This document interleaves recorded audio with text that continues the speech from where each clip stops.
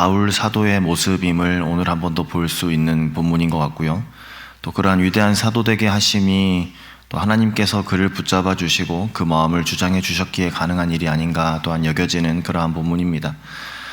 우리가 하루를 살아가면서요, 오늘도 많은 사람들 만나게 될 겁니다. 또 그 사람들과 이야기도 하게 되겠죠. 그때 그 사람들이 우리에게 하는 말들, 오늘 바울 사도가 지금 맞닥뜨려진 이 상황을 보면은 고린도 교인들이 지금 바울 사도에게 아주 좋은 마음으로 가서 좋은 마음으로 여쭙고 있는 그런 상황이 아니거든요. 어떻게 보면은 왜 이렇게까지 모질게 말을 하는 것일까? 왜 이렇게 시비 거는 것처럼 말을 하지? 라고 느껴지기도 합니다. 근데 바울 사도 대응하는 모습이요, 그들이 바울 사도에게 어떻게 다가왔던 간에 그것은 뭐 별 문제가 되지 않는 것이죠.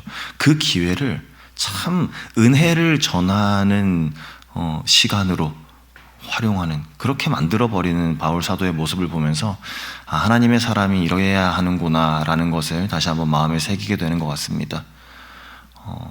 그가 어떤 마음으로 우리에게 다가오든지, 그가 어떤 마음으로 우리에게 무슨 말을 하든지 그 시간을, 그 사건을 하나님을 전할 수 있고 또 은혜를 끼칠 수 있는 그러한 기회로 삼으시는 하나님의 백성들인 저와 우리 성도님들, 그러한 오늘 하루가 되게 하시기를 축복합니다. 아멘. 한번 생각해 보십시오. 자기 권리를 충분히 주장할 수 있는 사람이 있는데 그 권리를 주장하지 않는 거죠. 받을 수 있다는 것을 알면서도 굳이 받지 않겠다라고 말하는 겁니다. 그래서 왜 그러세요? 라고 물어봤더니 이렇게 대답합니다. 괜찮습니다. 저는 이대로 좋습니다. 괜찮습니다. 이야기를 하는 것이죠. 그 대답을 듣고 저분 정말로 괜찮은 걸까? 아니면 억지로 그냥 괜찮다라고 이야기하는 것은 아닌가? 그런 생각이 드는 건데, 오늘 바울이 하는 이야기가 이 이야기입니다. 우리 직전 본문이었던 고린도전서 8장 말씀에서는요, 바울이 이런 말 했습니다. 지식보다 사랑이 큽니다. 내 자유함보다 연약한 형제를 먼저 생각하는 것이 더 귀합니다. 진정한 믿음입니다. 라고 그렇게 이야기했습니다. 그러자 고린도 교인들이 이런 반론을 했던 겁니다. 바울 사도요, 당신 그렇게 말하지만 정작 당신 어떻게 살고 있습니까? 사도라고 하는데 당신 정말 사도 맞습니까? 다른 사도들은 교회로부터 생활비도 받고 그러던데요, 당신 왜 안 받습니까? 오히려 그게 더 이상한 거 아닌가요? 이런 분위기가 된 겁니다. 오늘 본문 전체 9장은요, 이러한 고린도 교인들의 반응에 대한, 또 그러한 고린도 교인들의 질문에 대한 바울 사도의 대답입니다. 1절 말씀에 내가 자유인이 아니냐, 사도가 아니냐, 예수 우리 주를 보지 못하였느냐, 주 안에서 행한 나의 일이 너희가 아니냐. 로마 시민권자였던 바울 사도가 이렇게 대답하는 겁니다. 내가 자유인입니까? 아닙니까? 내가 사도입니까? 아닙니까? 이런 뜻으로 말하고 있는 겁니다. 저는요, 권리가 있는 사람입니다. 그런데 그 권리를 사용하지 않는 겁니다. 왜 그런지 이유를 한번 들어보십시오 라고 바울이 이야기하고 있는 거죠. 바울은 자신의 사도성을 변호하면서요, 사도에게 마땅히 주어진 그러한 권리들을 하나하나씩 열거하고 있습니다. 4절에 먹고 마실 권리가 없겠습니까? 5절에 동역자를 데리고 다닐 권리가 없겠습니까? 6절에 일을 하지 않고 복음 사역에만 전념할 권리가 사도인 저에게 없겠습니까? 이 말입니다. 그리고 7절 말씀에 누가 자기 비용으로 군복무를 하겠느냐? 누가 포도를 심고 그 열매를 먹지 않겠느냐? 누가 양떼를 기르고 그 양떼의 젖을 먹지 않겠느냐? 무슨 말입니까? 군인도, 농부도, 목자도 누구든지 일한 만큼 받습니다. 그것이 세상의 방식입니다. 상식이죠. 바울은 성경 말씀에서도 이러한 논리의 근거를 찾아서 고린도 교인들에게 제시합니다. 9절 말씀에 모세의 율법에 곡식을 밟아 떠는 소에게 망을 씌우지 말라 기록하였으니 하나님께서 어찌 소들을 위하여 염려하심이냐. 이거 신명기 25장 4절 말씀입니다. 소가 일하는 동안 먹지 못하게 하지 말라라는 거, 바울은 이 말씀을 또 사람들에게 적용을 하면서 일하는 사람들은 누구나 그 열매를 누릴 권리가 있다라는 것을 이야기한 것이죠. 그리고 복음을 전하는 사람에게 원래 생활비 주는 건 마땅한 겁니다. 이렇게 이야기를 하고 있는 겁니다. 그러면서 14절에서 예수님의 말씀까지 인용하면서 이렇게 얘기하는 거죠. 이와 같이 주께서도 복음을 전하는 자들이 복음으로 말미암아 살리라 명하셨느니라. 무슨 말입니까? 바울이 말하고 있는 것은 바울에게는 권리가 충분히 있다, 분명히 권리가 있다라는 것을 말합니다. 사도로서, 복음을 전하는 사람으로서 충분히 요구할 근거가 된다는 것이죠. 그런데 바울이 이어서 하는 말이 참 놀라운 것입니다. 15절 말씀에 그러나 내가 이것을 하나도 쓰지 아니하였고 또 이 말을 쓰는 것은 내게 이같이 하여 달라는 것이 아니라 내가 차라리 죽을지언정 누구든지 내 자랑하는 것을 헛된 대로 돌리지 못하게 하리라. 그러나 나는 이것들을 하나도 쓰지 않았고, 바울이 이 권리들을 자신에게 주어진, 그리고 당연히 사용해도 마땅한 그 권리들을 사용하지 아니했던 것은 권리가 없어서가 아니다, 능력이 없어서도 아니다 라고 이야기하면서 바울은 그 이유에 대해서 이렇게 말합니다. 16절에 내가 복음을 전할지라도 자랑할 것이 없음은 내가 부득불할 일임이라. 만일 복음을 전하지 아니하면 내게 화가 있을 것이로다. 바울은 복음 전하는 사람이었습니다 라는 겁니다. 바울에게 복음 전도라는 거, 이게 선택의 문제가 아니었다는 거죠. 그거 복음 전하는 것은 바울에게 있어서 존재의 이유였다, 목적이었다. 내가 하지 않으면 화가 있겠다라고 말할 정도로 바울은 그 복음 전도를 자신의 사명으로 그렇게 여기고 있었다는 것입니다. 내가 안 하면 화가 있다, 그래서 두렵다, 이 말을 하는 것이 아니고요. 바울은 정말로 자신의 사명을, 소명을 정확하게 인식하고 있었던 것이죠. 복음을 전하는 것이 너무나도 당연한 것이기 때문에 거기서 대가를 받는 것이 오히려 어색하다라는 그러한 이야기를 하고 있는 겁니다. 이어서 바울은 자신의 자랑이 무엇인지에 대해서 또 말합니다. 18절 말씀에 그런즉 내 상이 무엇이냐? 내가 복음을 전할 때에 값없이 전하고 복음으로 말미암아 내게 있는 권리를 다 쓰지 아니하는 이것이로다. 바울에게 있어서 이것이 그의 자랑이었던 것이죠. 대가를 받지 않는다는 것이 그의 기쁨이었고 또 그의 보람이 되었던 겁니다. 이상하게 들리실 수 있습니다. 그런데 생각해보면 이것이 바로 진정한 자유인의 모습이 아닐까라는 것이죠. 정말로 자유로운 사람의 모습입니다. 받을 수 있는데도 받지 않는 것, 주장할 수 있는데도 주장하지 않는 것, 그것은 선택의 의무에서 나온 것이 아니라 순전한 헌신에서 나온 것, 순전한 사랑에서 나온 것.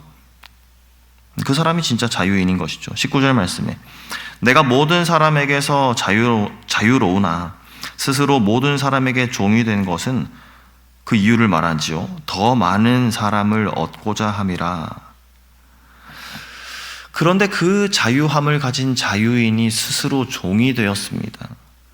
이것이 바울의 방식이었다는 것이죠. 바울이 말합니다. 20절 말씀에 나는 유대인들에게는 유대인처럼 되었습니다. 율법 아래 있는 자들에게는 율법 아래 있는 자처럼 되었습니다. 21절 말씀에 율법이 없는 자들에게는 율법 없는 자들처럼 되었습니다. 약한 자들에게는 저도 약한 자가 되었습니다. 이것은 바울이요 중심 없이 이랬다 저랬다 한 것이 아닙니다. 신념 없이 상황에 따라 바뀌었던 것이 아닙니다. 오히려 바울에게는 아주 확고한 중심이 있었습니다. 단 한 가지 흔들리지 않는 그 중심이 있었던 것이죠. 22절 말씀에 약한 자들에게 내가 약한 자와 같이 된 것은 약한 자들을 얻고자 하며 내가 여러 사람에게 여러 모습이 된 것은 아무쪼록 몇 사람이라도 구원하고자 함이니. 그렇죠. 몇 사람이라도 구원하고자 함이라. 이 한 문장이 바울의 전생애를 설명하고 있는 것입니다. 더 많이 받으려고 한 것이 아닙니다. 더 많이 얻으려고 한 것도 아닙니다.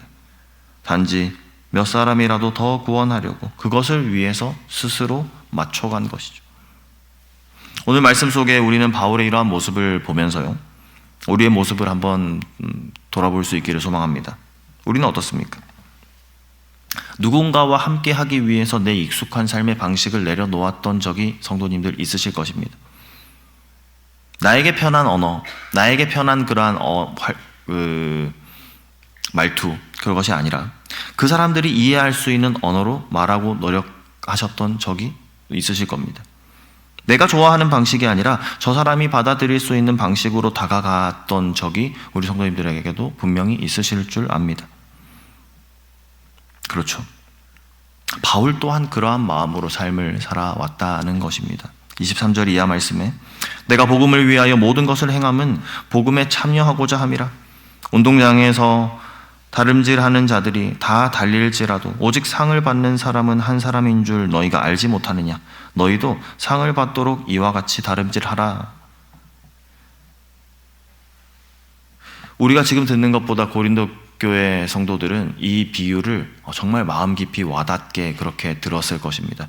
당시 고린도라는 사회는요, 올림픽 같은 큰 경기가 주최되고 열렸던 그 도시였습니다.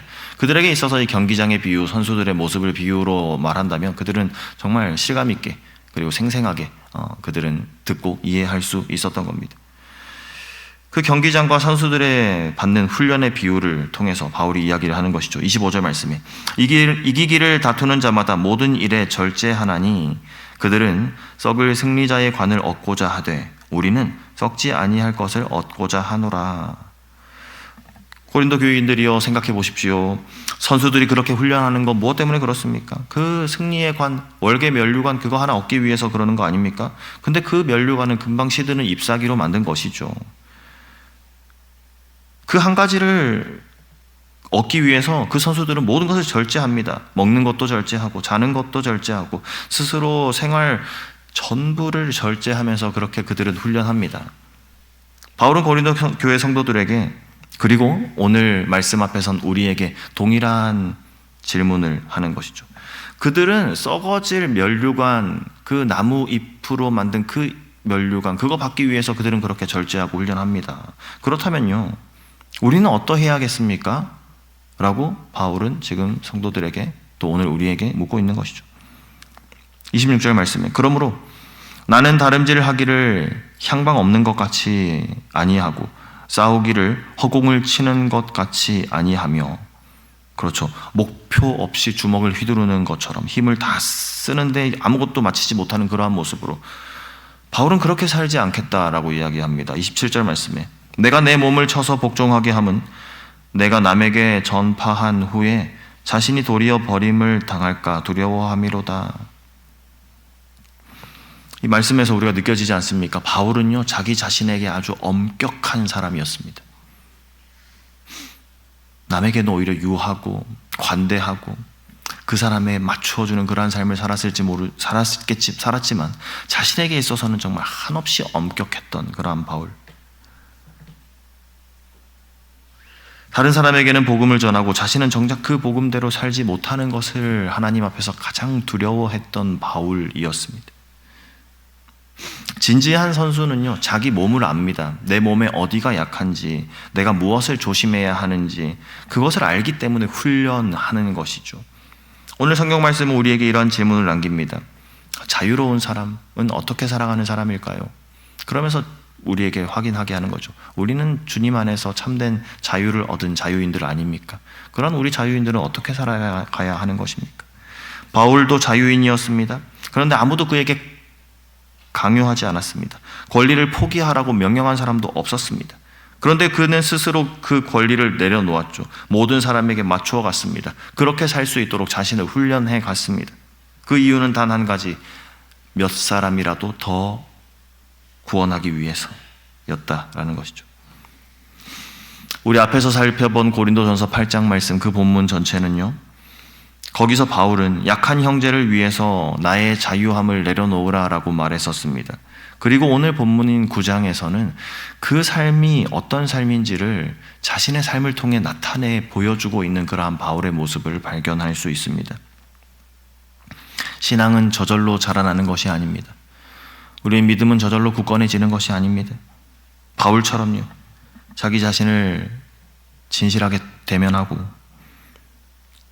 약한 곳을 인정하고 또한 발견하면서 의도적으로 힘을 쏟는 삶, 그 훈련의 시간들을 지나는 가운데 좋은 선수가 되어 가는 것입니다. 받을 수 있어도 내려놓고 주장할 수 있어도 양보하고 그 자리에 형제를 세우는 것, 그것이 오늘 성경이 우리에게 말씀하시는 진정한 참된 자유인의 삶이라는 것입니다. 오늘 이 말씀이 우리 마음속에 남아서 우리 곁에 있는 사람들을 한 번 더 돌아보게끔 하시기를, 또 그런 우리 교회가 되게 하시기를, 그러한 주님 보시기에 기뻐하시는 공동체로 세워지는데 우리가 그 역할 잘 감당할 수 있기를, 그런 힘과 능력 주님께서 허락해 주시기를 간절히 소망합니다. 아멘. 우리 함께 기도하겠습니다.